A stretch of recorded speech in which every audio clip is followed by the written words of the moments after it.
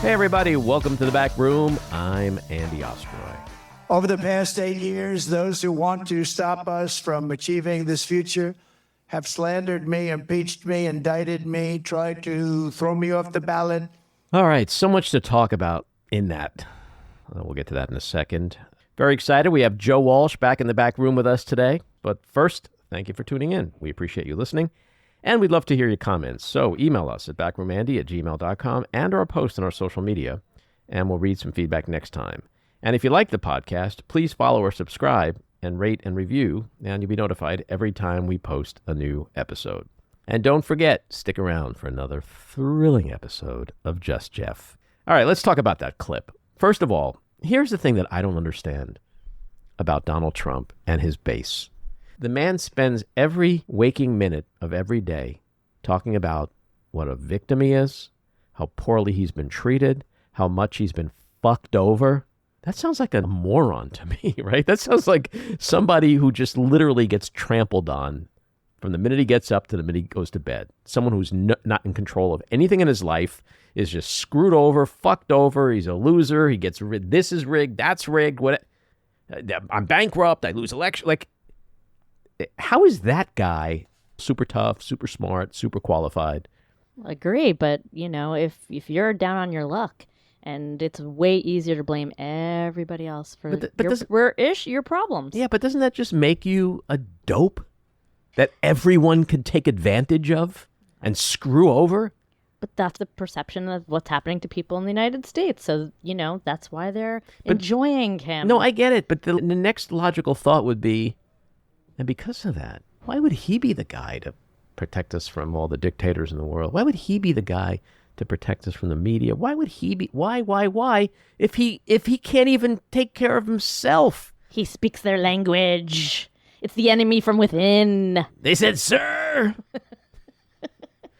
But he has no control over what happens to him politically. He has no control of what happens to him financially and in business. He has no control over what happens to him in the courts. He's just a schmuck who everyone is pissing and shitting all over all the time. That's his pitch. Because of that, make me president.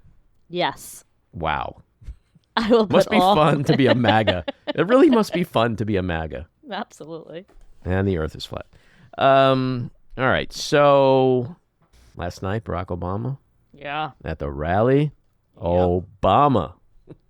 Man, I love me some Obama. That guy he's transcendent.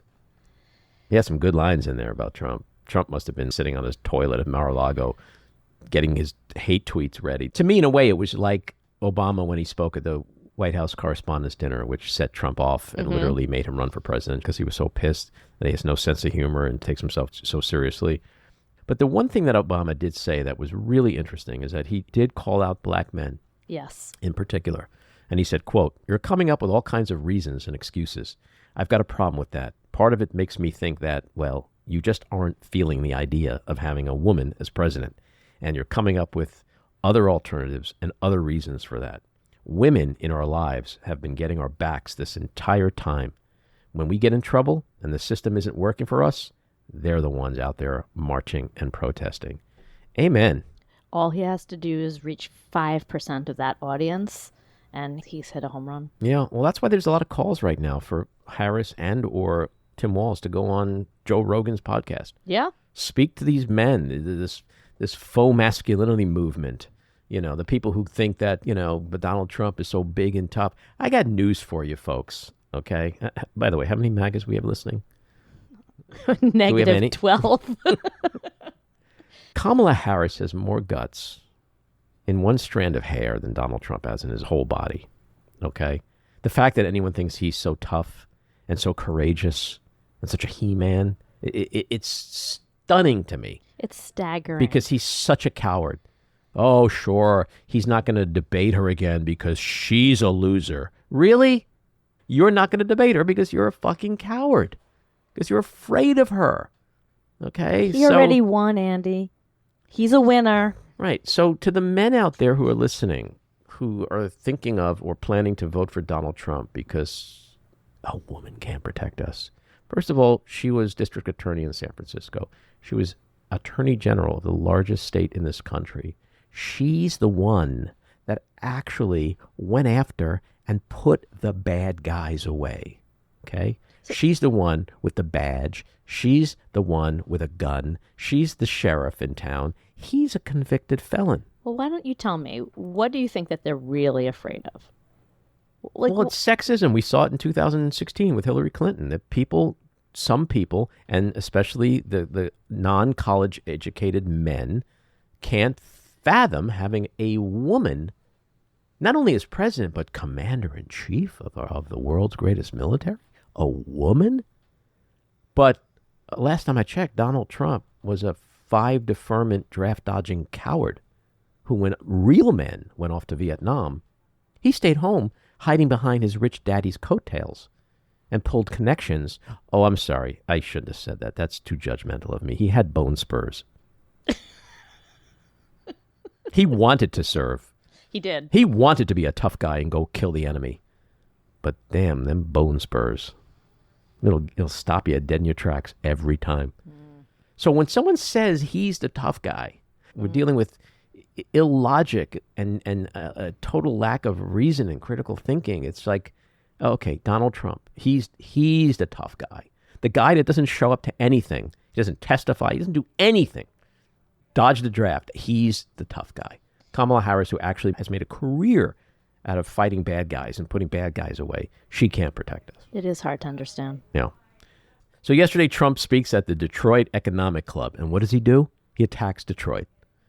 Yeah, I know. It's at crazy. a speech in Detroit, says, if you vote for Kamala, she's going to turn the whole country into Detroit. It's going to be a fucking mess.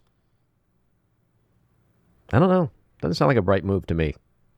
In perhaps the most, if not the second most critical swing state, to go into the state's largest city.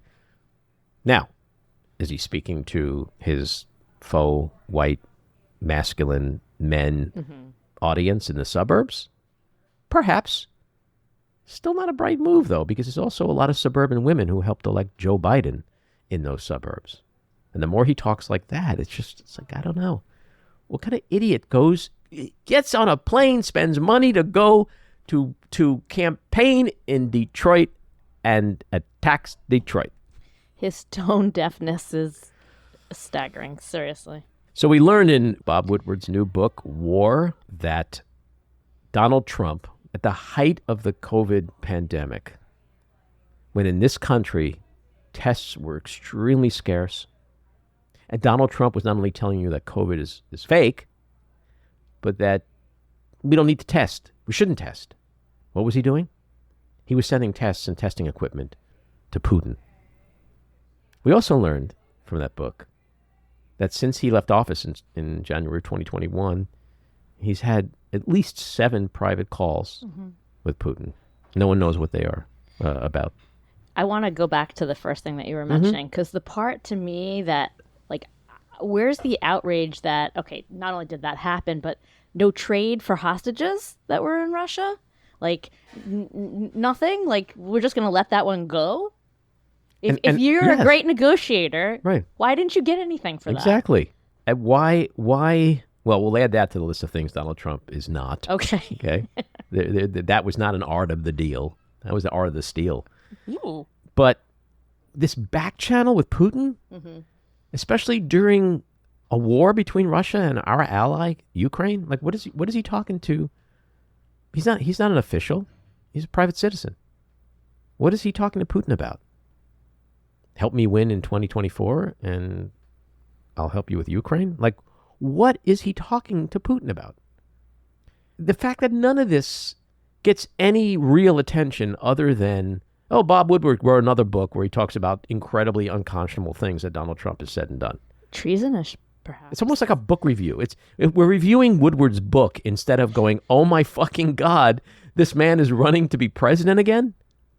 And here's what we need to do to stop him. Like, it's just unbelievable how normal all of this shit has become, which leads to the conversation of polling. You know, this morning a new Pew Research poll came out. Yeah, Pennsylvania, Wisconsin, Michigan, tighter than a month ago. And the thing is, there's been no real change. I mean, point here, point there, 2 points, whatever. But so it still falls within that same dead even margin of of error level. No change after the debate, the VP debate, the cats and the dogs. None of it. None of it moves the needle. What does that say about America? It's a fucking scary place to live right now. Yeah. Here's what's also scary.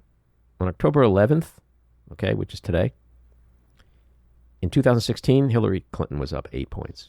Yeah. Joe Biden was up 7 points in 2020. Kamala Harris up 1 point. I don't know, Democrats. How's that euphoria going? Joy. Joy is just coming out of my pores. Joy. Can you pay the rent with joy? Look, I still vacillate between thinking it's going to be a landslide. She's winning Really? in a landslide. Really? I really Still? do. I really do. And I Optimistic love her, and I Andy. love Tim Walsh, and I'm doing everything I possibly can to help them win. But then there's that other side of me, Jen. Mm-hmm. The little voice on the other shoulder that says, you're a fool. Remember the Dave Chappelle, Chris Rock skit on Saturday Night Live where they were standing behind the couch watching all the white people panicking, waiting for DeKalb County to be counted? I remember. We could still pull this out. We could still pull this out. All the counties haven't been counted yet. That's the voice on my right shoulder. Yeah. It's terrifying. It's really terrifying. Because in all seriousness, it shouldn't be this close. It should not be a dead heat. The debates should have mattered. The cats and the dogs should have mattered. All the other lies that he's been saying every freaking day should be mattering. And I'm just going to come back to my same drumbeat. What about women? What about the men who love women? Seriously, young men? Like, are you ready to, like, get your girlfriends knocked up? And, like, what's going on here? But you see, that's the voice on the other shoulder that says, don't listen to him. Women are going to save us again. And this time, a woman is going to be sitting at the Resolute desk. You know why, Jen? Because women are resolute. They're not going to let that pig win. I guarantee you. So I believe she's going to win. I still think she's going to win the landslide, like I said. But this is just too close for comfort, man. It's crazy. Unless the polling... Two things are happening here. Either the polling is just out of whack and no one should even pay attention, or to the point about euphoria and joy, maybe she's just not doing the right thing. The message isn't getting out. See, I'm going to go with that. Yeah, I am. Well, I mean, obviously, when Biden really froze during the debate, I mean, the polls, it felt like there was a trend, right? Yeah. Obviously, something happened. So sometimes they're targeted. the polls aren't the gospel, but Right. I think it's foolish and naive to just summarily dismiss them and say, oh, the polls don't matter, they're wrong. Yeah. You know, it's concerning when in a 30-day period, she goes from being up 3 and 2 points to being up 1 point in the critical swing states. When the economy is doing so well on top of it, right? I mean, Well, like, not right. like gas prices are still coming down, inflation's still coming down. So, like, come on, We're living what in is it? an online age of not just misinformation, but disinformation. And I think that has a lot to do with it. I just think people are being fed a steady diet of gaslighting and propaganda and lies. And at the same time, I don't know how much the Harris, Walsh, and Democrat message is being put out there. which brings us to FEMA You know, and hurricanes. I'm a business guy, so to me, it's like the proof is in the pudding. Like if you got sales and expenses and then bottom line profit, and sales went down, expenses went up, and profit went down, A plus B equals C, and something's wrong. You can't argue like, no, we're really doing well, right? It's the same thing in politics. Can't really say you're doing really well if everything you're doing either causes you to stay flat in a dead heat or to go down a few points. That's a concern. So I think, you know, I've never been the kind of person that's just going to stick my head in the sand and just be like, oh, because I want to be euphoric and I want there to be joy and I want there to be a President Harris. Therefore, I'm just going to make believe it's all good. Well, sure, there was that like really big bump from the convention, but that was forever ago. I mean, that was August. Look, I'm not I told you so guy. But I am going to go back to that period, and I will take ownership of what I was feeling then, which was Joe Biden should stay in the race. Joe Biden will win. Relax, people. Every single thing you're saying about Joe Biden was said in 2020. And guess what? He won. Now, I'm going to be devastated if she doesn't win. But I'm not yet convinced that is, with certainty, that was the right move. Yeah, I mean, I don't know. If I I said to you in that moment when Joe Biden was stepping aside, that 3 months from now, she's going to be in a dead heat with him. And she's actually, in the middle of October, she's going to be trending down a few points from the month prior. Frankly, you still want to do this? You still want to do this? I couldn't imagine it. I really couldn't. And No, and again, young people, right? Remember how angry young people were? Remember the New York Times op-ed from George Yes. Clooney? Yeah. Hey. Yeah. Hey, people. Yeah. This is your life. Where's Clooney's op-ed saying, what the fuck is going on? It's a dead heat. Seriously. Where's the euphoria and the joy? Right? Mm-hmm. So, wake up, people. Seriously. Register. Get everybody you know to register. Do whatever is humanly possible, because this is going to be all about turnout. Turnout. 55, 60% of Democrats typically vote. What is that? What is that? Is that representative of an existential threat to democracy? 55 to 60%? When you think your democracy is about to end? And kids are getting shot in school and women are losing their reproductive rights? Like, I don't know what, I just, how are we even in this discussion? It's really hard to wrap your head around. They're still waiting for her fracking policy. Yeah, that's what it is. Yeah. Look, I can live with the convicted felon thing and even the rape, but I can't be left in the dark about fracking. That's just too much for me. My little head I can't deal with that. Anyway, let's get to our winners and losers. I was having a hard time finding my winners this week, so I'm going with inflation cooled again through the month of September. My loser, the Trump White House. Senator Whitehouse revealed that Trump's White House prevented a real investigation into the sexual misconduct allegations against Brett Kavanaugh. All right, before I die, I need to see Senator Sheldon Whitehouse become president. Because I want to watch all the news clips of now going to the White House with President Whitehouse. How fun would that be? Great. Right? I'll take him. It's just wrong that that's not happening. I'm 64. I got a few years left. Hopefully it can happen.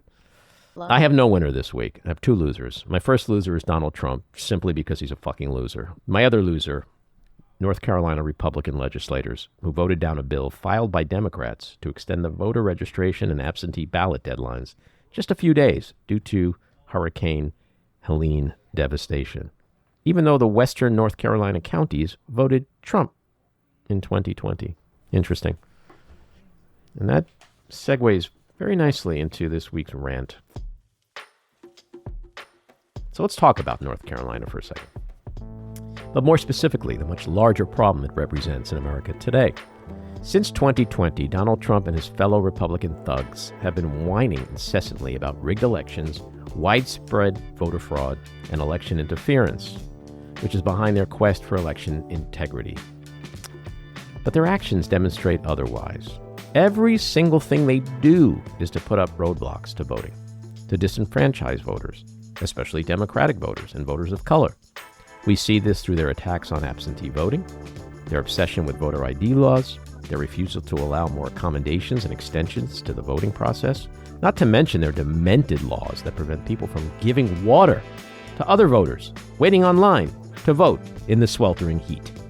That's right, Republicans do everything humanly possible to prevent voters from voting. Democrats do just the opposite. They strive to make it as easy as possible for people to vote. Because voting in a free and fair election is the bedrock of our democracy. And Democrats love democracy. Well, maybe that's just it. Today's Republicans appear to hate democracy. They're flirting with autocracy. And they worship a dictator wannabe in Donald Trump. So now let's get back to North Carolina. Yes, the western part of the state is traditionally heavily Republican. But in case you haven't noticed, polling over the last several weeks indicates that North Carolina is very much in play for Democrats next month. And what that means is some of the folks who voted for Trump and Republicans in 2020 may vote for Kamala Harris and Democrats this time. So Republicans are willing to risk their own votes because they fear that some of them may end up in the hands of Kamala and Democrats. So let's be crystal fucking clear about one thing. If Republicans truly gave a shit about election integrity, about ensuring that our elections are truly free and fair, they'd have no problem extending the deadline in North Carolina, or anywhere else for that matter, for a few days. All right, let's get to Joe Walsh. He's a former Republican congressman from Illinois, elected to Congress in the Tea Party wave of 2010.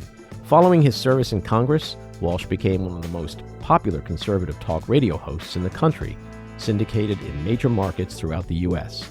In August of 2019, Joe became a candidate for President of the United States, waging a Republican primary challenge against Donald Trump. Joe is the author of Fuck Silence, calling Trump out for the cultish, moronic, authoritarian con man he is, which was released in February of 2020. Joe is currently the director of The Social Contract and the host of a podcast called The Social Contract with Joe Walsh, where Joe has weekly conversations with other well-known people to model how to have respectful conversations with those you disagree with. Joe comes from the MAGA base and also spends a lot of time engaging respectfully with that base. Joe can be seen regularly on CNN, MSNBC, and News Nation, and has been written up in major publications like the New York Times, Washington Post, The Daily Beast, The Guardian, Raw Story, and Newsweek. Joe, welcome back into the back room. Andy, no bullshit. I always enjoy speaking with you. So let's get right into what we were sort of teasing each other about before we got on the air. And you said to me, Donald Trump's going to win. Talk to me. I haven't veered from this. It doesn't please me to say that, but I think if the election is held tomorrow, Trump wins. Electorally, of course. She'll win the popular vote by 5, 6, 7, 8 million votes. But I think right now he's ahead, and I'm scared and I'm worried. And I'm like you, Andy, I'm scared to fucking death at this guy. It shouldn't even be close. This guy is a traitor to this fucking country. But yet right now he's winning. I'm part of Republicans for Harris. So I'm on the ground every week in a couple battleground states. And there are just too many voters, undecided voters out there who tell me, Joe, I know he's an asshole, but she's too far left, or I don't know much about her. I hear too much of that. It bothers me. But that's kind of insane, though. It's like, we know about him. What do we need to know? I'd vote for a chair instead of him, right? So if you told me Kamala's out of the race, the chair is in, I'm voting for the chair because of what I know about him. How are there really people out there who are genuinely undecided, or are they know who they're voting for? No, I think there are more people out there who are genuinely torn. Andy, I love you. You're my brother. You're a wonderful Manhattan progressive. I feel the same way that you do. And I'm a crazy Tea Party guy. I'd vote for a chair over Trump. But what's happened is we've normalized him. And I started to say this 2 years ago when Biden was going to be the nominee. If the election's about Trump, Trump loses because most Americans oppose him. But if the election's about something else, like Biden, is he too old? Kamala, what's she done? The economy, immigration, whatever. If we've normalized this election into a normal Republican versus a Democrat, Trump has a great shot to win that. And I think that's what we've done instead of he is a fucking existential threat to my democracy. That's it. We haven't done enough of that. We saw a debate with Biden. We know how that ended. We saw a debate with Kamala Harris. We know how that went. We've heard the cats and the dogs and all that shit and all the craziness. And when you look at the latest polls, the needle hasn't moved. How is that possible? Is that saying either something's wrong with polls, or is that saying something's wrong with Harris's campaign? I think more of the latter, and I think it says a lot more about where the American people are at. You're right. I mean, take that one issue. Just take that one issue. They're eating cats and dogs. So yes, we have a problem in this country. Our immigration system's broken. Migrants, good people, have flooded into this country, creating real problems that Republicans certainly don't want to deal with, and Democrats for too long have ignored. So Trump and Vance come along, Andy, and they fucking demagogue the issue. They try to scare the American people about these migrants. Democrats for too long have not paid attention to this issue. It's an issue that good, decent Americans care about. And for too long, they've had Trump saying, scaring the shit out of them about it, and Democrats not paying attention to him about it. And a lot of these people say, well, he's a fucking demagogue, but at least he cares about the issue. That's where a lot of people are. Does that make sense? The truth is, I mean, certainly immigration has been an issue for decades. Every president has failed at immigration. So immigration, it's a bigger deal now. Yeah, it's a much bigger deal now because what's different is that Trump in particular, and then of course his Republican sycophants, have just changed the rules of engagement. It's all about just lying through their teeth, literally saying good, decent people in Springfield, Ohio, who are here legally for the most part, are actually eating cats and dogs. You see this kind of lying with Trump on everything else. Inflation is through the roof. Inflation is under 3%. I mean, everything he says is a lie. So I always argue with people and say, it doesn't matter what reality is. He's going to lie about something anyway. So she could have the best plan for immigration. Biden could have tried and did try to fix the immigration issue. Trump killed it. And Mike Johnson and Republicans went along with it. But it doesn't matter. He's going to lie about whatever.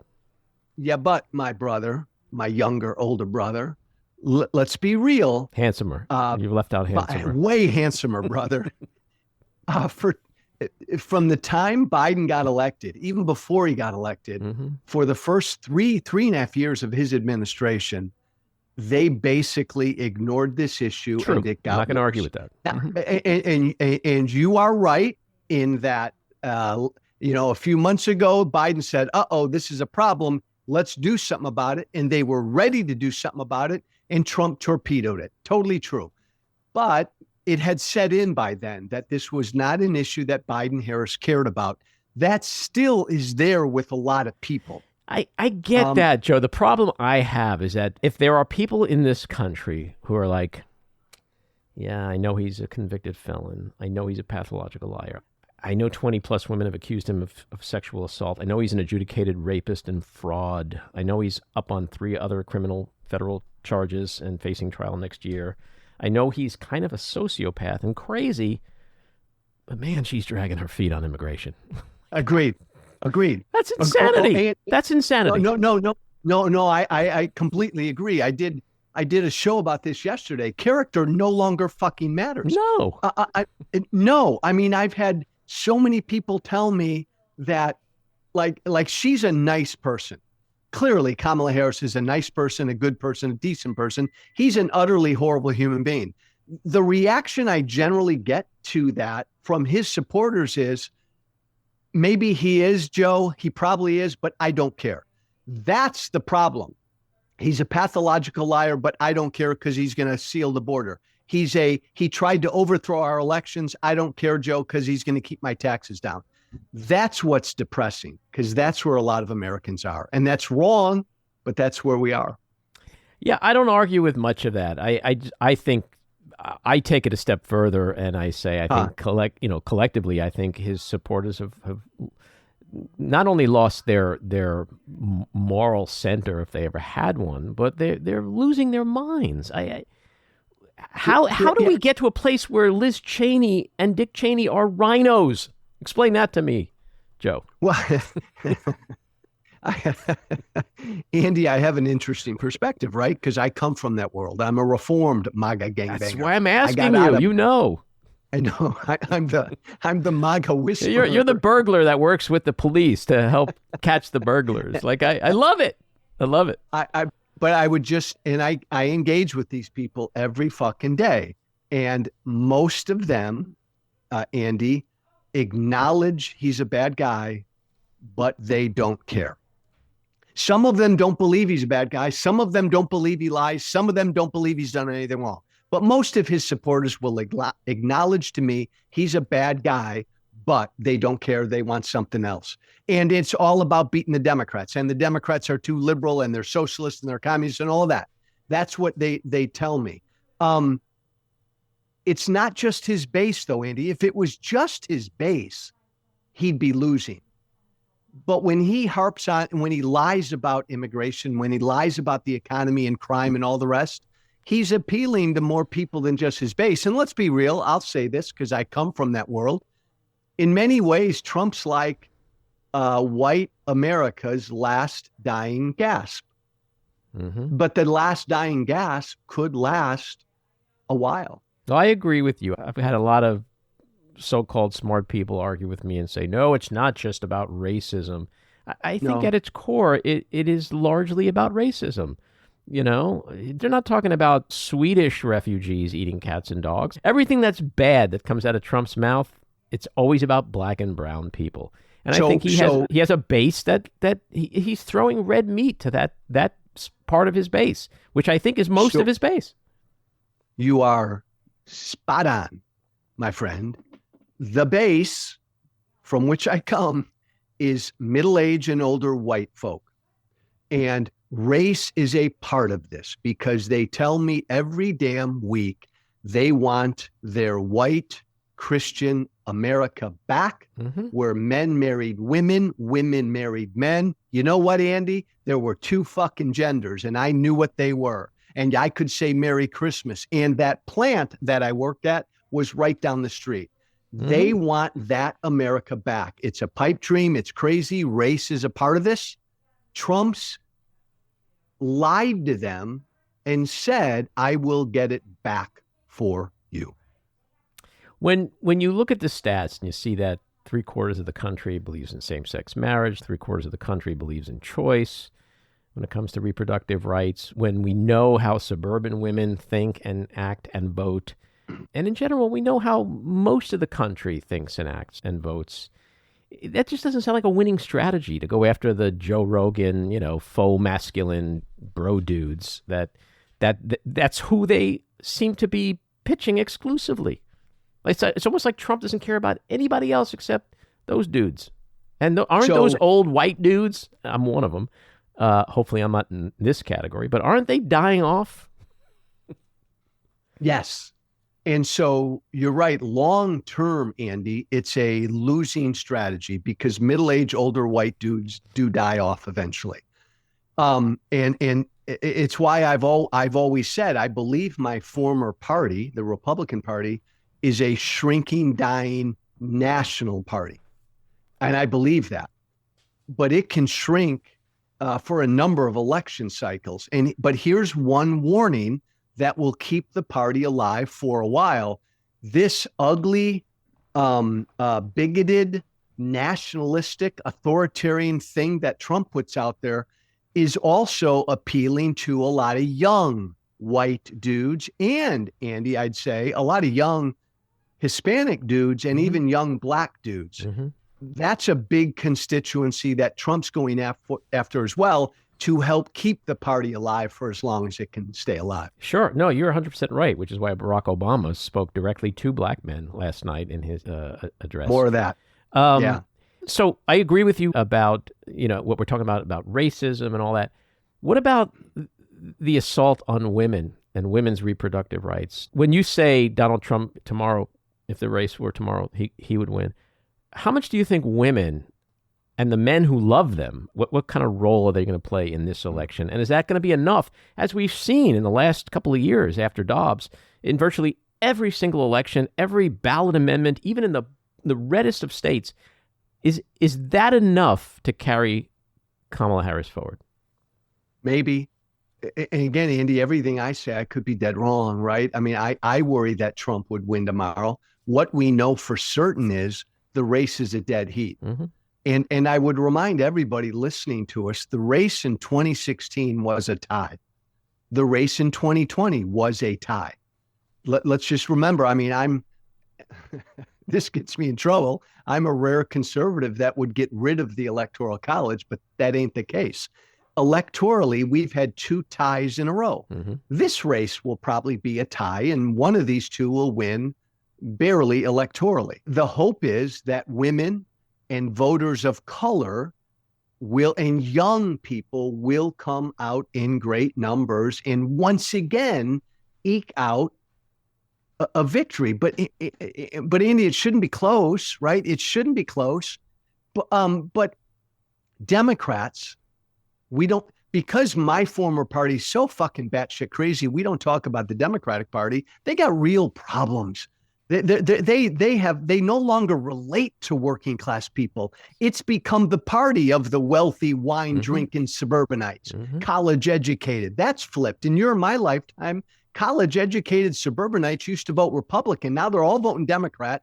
Working class people are gravitating toward the Republican Party. Democrats got to fucking wake up to this. Well, that's a good, that segues into my next question, which is we've got 3 weeks left.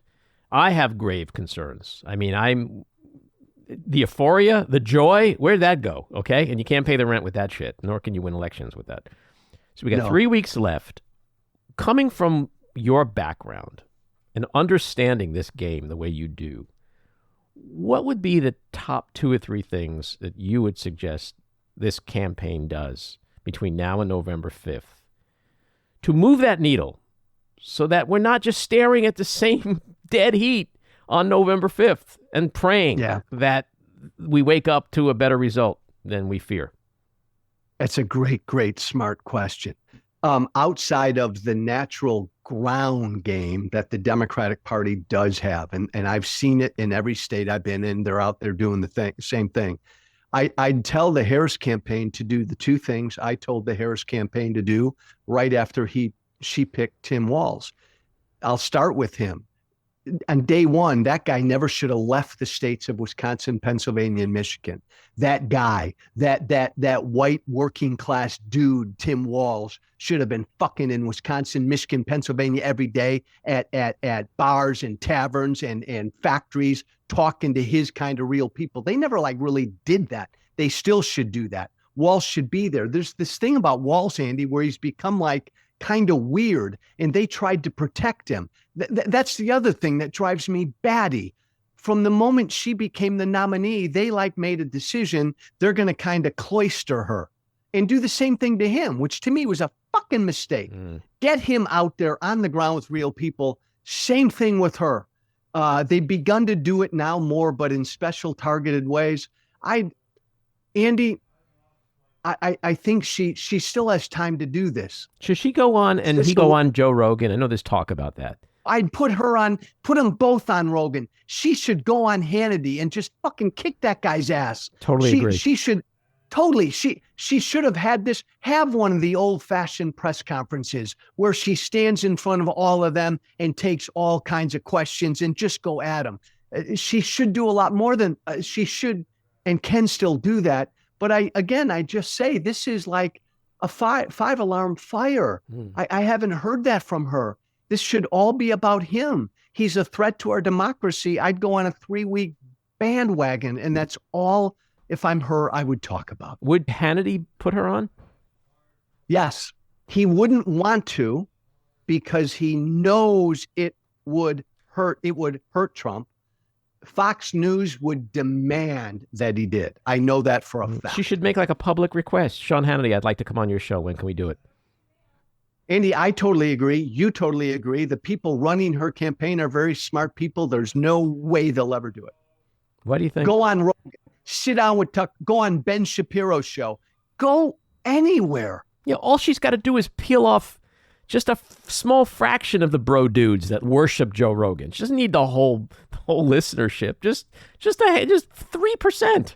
Andy, you're right, because again, the one common thing I hear, and I heard it in Pennsylvania this week, in every state I go in, people kind of in the middle say, Joe, I know he's a bad guy, but I don't know enough about her. Is she liberal? Blah, blah. Still, so many people don't know her. This is a way to get people to know her. They at least think, well, she's got balls. She's out there firing. Yeah, I struggle. I mean, I've spoken to a lot of people in and out of politics who believe that there's really no such thing as undecideds at this point. That I don't believe that, but I'm no expert. Yeah, I mean, I don't think anyone really knows, and you know, and I don't want to disparage them because if they do exist, I can't help thinking they're just dumb. I mean, what is going on that you at this point, like, what are people waiting for? Are they really giving a shit about her fracking policies? Do we not know enough about fracking and Kamala Harris? Is that what it is? So what could they find out that could possibly be worse than rape, convicted felony, impeachments, pathological lying, sociopathy? What could be worse that they'd find out? Well, you answer me. I spend almost every one of my days talking to, we'll call them Nikki Haley Republicans who don't like Trump, but they're torn as to what they should do because they worry about what she might do and be. I talk to these people all the time, call them undecided, call them conflicted, torn. And the case I make is policy doesn't matter. He is a unique threat. It will be 4 years of chaos. Put your country first. There are a lot of Republicans, Andy, trying to weigh this. Nikki Haley voters thinking about this. What would you say to them? If you had a Nikki Haley Republican in front of you, like I talk to every day, make the case. What would you say to that voter? Well, first I'd say, what is it about Nikki Haley that you really like, that you wanted her to be president? And then when they probably say the things that are really important that I could connect to, I'd say, well, do you see those things more in Donald Trump than you do in Kamala Harris? And then see where that goes. But I don't know, because these folks are very unpredictable. It's hard for me to imagine being in the mind of someone who doesn't go rape, convicted felony, that's it, I'm done. I don't care who he's running against. I'm voting for the other person. It doesn't compute. It's a challenge every day because it's hard for me to get inside the mind of someone who thinks he tried to overthrow an American election and I'm even thinking about voting for him again. But Andy, we've normalized him. And look, Joe Biden had a very successful presidency, but damn him. He waited too damn long to leave the stage and say he wasn't going to run again, because this has created a weird situation. He should have said a year and a half, 2 years ago, I'm not running again. We're doing great things. That fucking guy is a threat to our democracy. He needs to lose. Democrats, pick your best nominee and let's defeat him. I wish he'd done that a year and a half ago. Personally, I agree with you. I actually do agree with you. I think he should have been a one-term president, gone out gracefully, and given whoever wanted to run an opportunity to run in a normal, not a chaotic last-minute campaign, but a solid year of, I don't know. I mean, it's hard to be a Monday morning quarterback. I was a Biden supporter. I wanted him to stay in the race because I wasn't sure of what was to come. But then when it was so smooth and effortless, the transition, and we saw the euphoria and the joy, I was like, okay, I was wrong. This could work. Now I'm sort of going back to, we don't know. Maybe he would have stayed in. He would have beat him. If she loses, who knows? Like, I think it's a big, big question mark. And it's like anything else. The bottom line here is, it shouldn't be a dead heat. We could all agree on that. It should not be a dead heat. And the fact that it is means something is wrong. Well, but I'll say this, my friend, and you rightly said a few minutes ago that she can't ride a vibe to the White House. I believe that, right? She cannot ride a vibe. But it doesn't surprise me that this race is really, really close because this country is really, really divided. And if the Republican nominee were Nikki Haley, I don't think this race would be close. I think Nikki Haley would win by a lot. You may disagree with me. No. I've been saying that for months. But your old party made a huge mistake in not nominating her. But that the Republican Party never was, because it's Trump's party. The point I'm making is about the Democratic Party. If the nominee had been DeSantis, I still think he'd be running away with this, because the Democratic Party has some big, big problems. That's part of why this race is so close too. Well, it's true. And I think you're right about DeSantis. And I've said this many times. I've gotten to know people like you and Rick Wilson and all the old Republican guys who I know would go back to that party and that party's candidate if the candidate was different, and we'd be arguing about deregulation and abortion and all the old things that used to drive wedges between us. But we are together and united in this battle because it's not about deregulation. It's not about taxes. It's about existential threats to democracy. It's about national security. It's about the military. It's about geopolitical issues. So we've united on that. Like seeing Liz Cheney on a stage with Kamala Harris, like I'm old enough, you're old enough to know how crazy that is. That's nuts, right? Nuts. But yet here we are. And I think Donald Trump's greatest legacy, when all the shit settles, when guys like Jeff Duncan and Adam Kinzinger and Liz Cheney start to put the pieces back together again, which eventually I do believe they can. Trump's greatest legacy is going to be that he brought people like you and me and all of us together in the fight against him.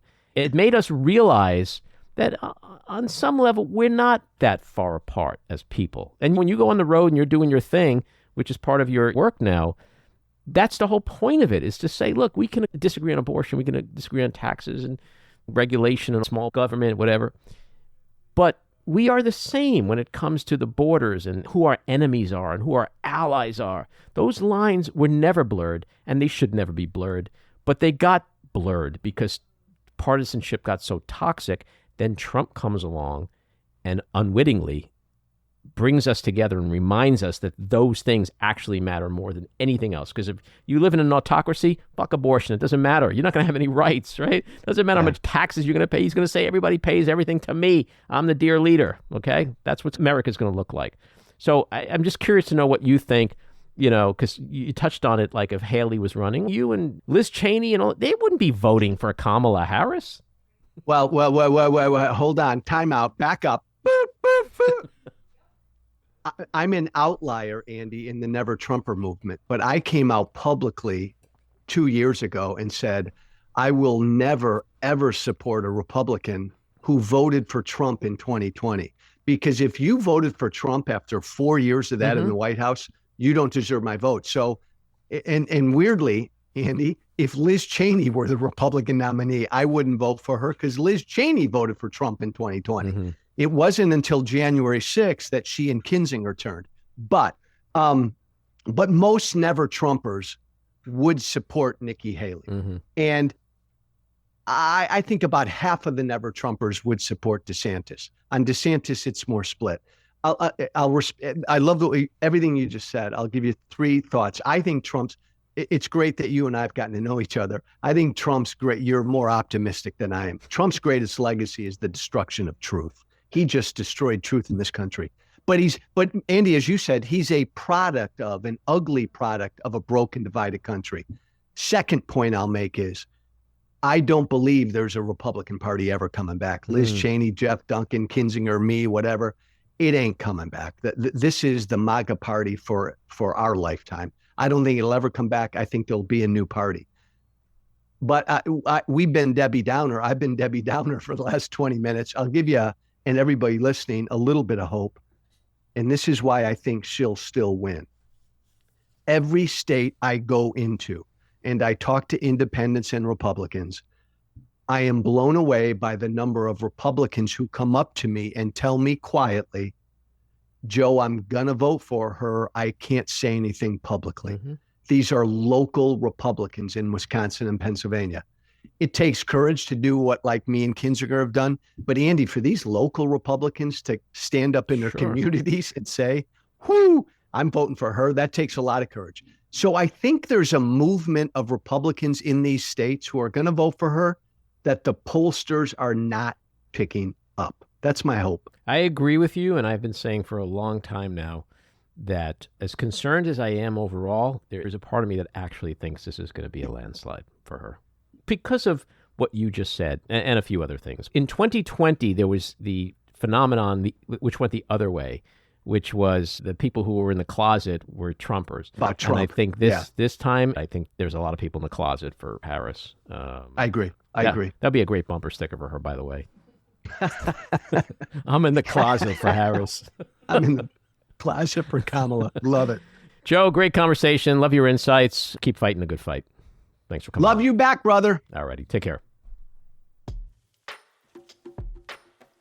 Jeff, welcome back into the back room. Thank you. It's a pleasure to be here. You got to take that thing off and put a Mets hat on. What's happening here? Are you a Mets fan? I am. Well, no, I thought you were perfect. So, seriously, I know the Yankees won, but you got to take that hat off. Put a Mets hat on. Come on. No, I was born and raised in the Bronx. I've been watching the Yankees in either in person or in the World Series in person or on TV since 1950. I don't see any reason to change unless I'm dead. I'm not dead yet. Subway Series? Subway Series? Could be. I doubt it, but you never know. Do you remember when the last one was? Yes. 2000. Mm-hmm. I remember. He babysat for Gabe. That's right. Oh, the daughter speaks up. No, but that's that one when you went was in 1998. You went That's the true. first game against San Diego. He was a baby. That's true. Well, I hope, as a New Yorker, I will hope for a Subway Series. That would be awesome. So what's on your mind this week, Jeff? Okay, so I was listening to George Conway episode podcast, and before that, again, you guys talked, and you were praising Liz Cheney for her unique, courageous stand, which I agree. I think she did a great job. However, the one person I wouldn't put in that same category is Liz Cheney's Big Daddy, because Dick Cheney was and is and will always be nothing but a dick. Capital D, capital I, capital C, capital K, exclamation point. How do you really feel about him? Well, this is what I'm going to tell you. So he had about 7 or 8 heart attacks. He was in really bad shape. Careful. He finally had a heart transplant. Mm-hmm. Okay. So I belong to a heart support group for Mended Hearts, and we had as our guest a local person who had a heart transplant. This was like 7, 8 years ago. And he said, I'm quoting him, this is not me. He said, I hate to say this, but as a recipient of a new heart, Dick Cheney, even with his heart, is still heartless. And I think that summed it up perfect. All right, but here's the thing, Jeff. If I said to you 10 years ago, 10 years from now, Dick Cheney is going to support a black South Asian woman Democrat running for president, you'd tell me I was absolutely crazy. No, I'd say you're smoking some heavy-duty stuff. Yeah. No one's going to argue with you about who and what Dick Cheney is in terms of a conservative, and politically we don't agree with virtually anything he's ever done or said. Right. But if we truly believe that our democracy is in an existential crisis, then none of that matters. The only thing that matters is he's fighting the same fight we are. I heartily agree. All right, Jeff. We'll see you next week. All right. Have a good one. Thank care. you. Bye-bye. This episode of The Back Room was edited and produced by me, Andy Ostroy. It was co-edited and co-produced by Maddie Rosenberg and co-produced by Jen Hammoud. Our theme song was composed by Andrew Hollander, and our logo was designed by Cricket Langell. And special thanks to Patricia Wind. Please take a moment to rate and review the podcast, and also follow or subscribe. Until next time, keep your eyes on Washington, Hollywood, and your own backyards, and have a great week.